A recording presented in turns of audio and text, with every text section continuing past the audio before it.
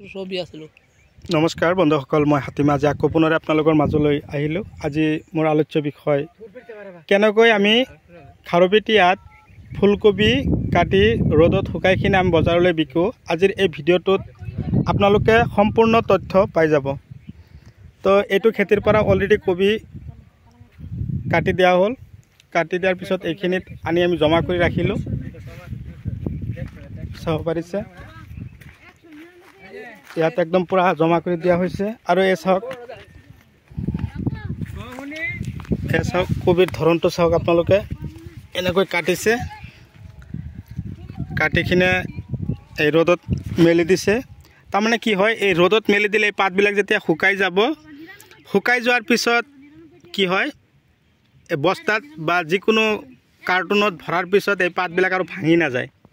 সেইকাৰণে ৰ'দত এনেকৈ মেলি থ'ব লাগে। ৰ'দত পাতবিলাক শুকাব লাগে, একদম দূৰ দূৰণিলৈকে যায়। তো পাতবিলাক শুকাইছে কিয়? পাতবিলাক শুকাব দিছে কিয়? পানী ঠাণ্ডা ঠাণ্ডা পানী। আৰু এই পাতবিলাক শুকালে কি হয়, শুকান হ'ব। সেইটো মানে 2 সপ্তাহ থাকিলেও কোনো 2 সপ্তাহ থাকিলেও কোনো ধৰণৰ নষ্ট নহয়, নহ'ব। বস্তাত ভৰালেও পাত ভাঙি নাযায়, নহয়, আৰু টনটনীয়া হ'ব, টনটনীয়া হ'ব। তো নিশ্চয় খেতিয়কে আপোনালোকক জনালে।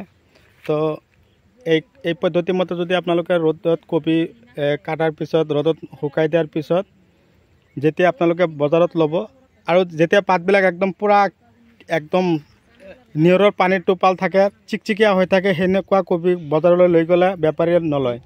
সেইবিলাক কবি বস্তাত ভৰাবলৈ গ'লে চবখিনি পাত ভাঙি যায়।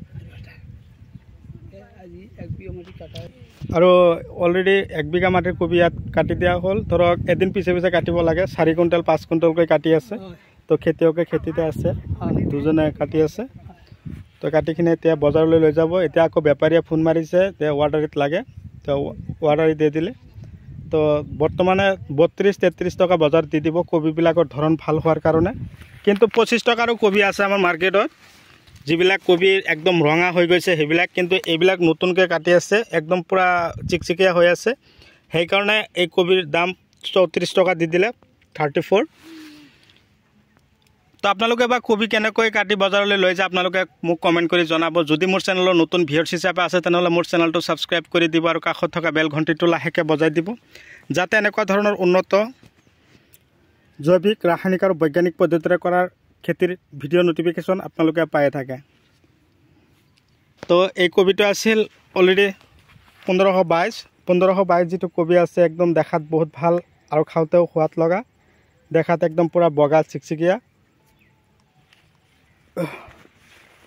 তো আজিলৈ এইখিনিতে এৰিছোঁ। পৰৱৰ্তী ভিডিঅ'ত মই পুনৰ আপোনালোকক লগ পাম।